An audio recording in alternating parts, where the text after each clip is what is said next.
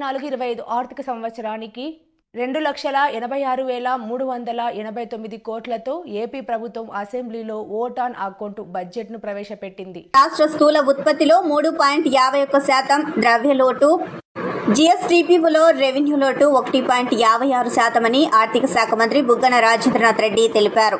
Budget ప్రసంగాన్ని మొదలుపెట్టే సమయంలో మహాత్మా గాంధీ సందేశంతో మొదలుపెట్టారు. 5 ఏళ్లుగా బడ్జెట్ ప్రవేశపెట్టే అవకాశం తనకు దక్కిందన్న ఆయన మేనిఫెస్టోను సీఎం జగన్ పవిత్ర గ్రంథంగా భావించానని అన్నారు.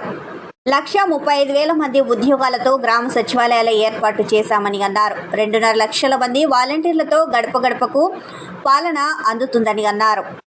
ప్రతి విద్యార్థికి 12 ధృవీకరణ పత్రం ఇచ్చేలా చర్యలు తీసుకుంటామని, విద్యా ప్రమాణాల మెరుగు కోసం 9,52,927 ట్యాబ్లను పంపిణీ, 34.30 లక్షల మంది విద్యార్థుల్లో నైపుణ్యాలను పెంచామని అన్నారు. 1000 స్కూళ్లలో CBSI సిలబస్ అమలు చేస్తున్నట్లు తెలిపారు. అంబేద్కర్, వైఎస్ఆర్ లాంటి దార్శనికుల ఆలోచనతో ప్రభుత్వం పాలన కొనసాగిస్తుందని అన్నారు. రాష్ట్ర సమస్యల్ని పాత మాసు పద్ధతిలో కాకుండా సరికొత్త విధానాన్ని అవలంబించామని అన్నారు. వినూత్న పరిపాలన ఆవిష్కరణలు.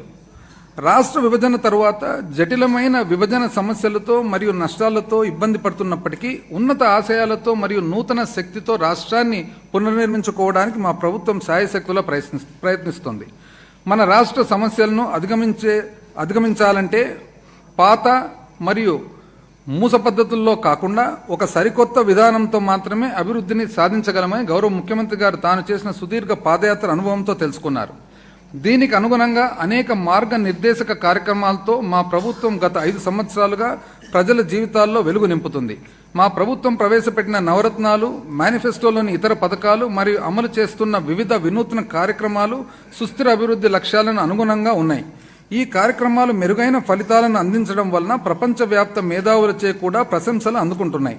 కొత్త ఆలోచనలను, ఆవిష్కరణలను మరియు ఇంతకు ముందు ఎన్నడూ లేని విధానాలను కనీ విని ఎరగని రీతిలో అమలుపరచడం వలన తక్కువ సమయంలోనే మా ప్రభుత్వం సంతృప్త స్థాయిలో ప్రజలందరి జీవితాల్లో గణనీయమైన మార్పు తీసుకురాగలిగింది.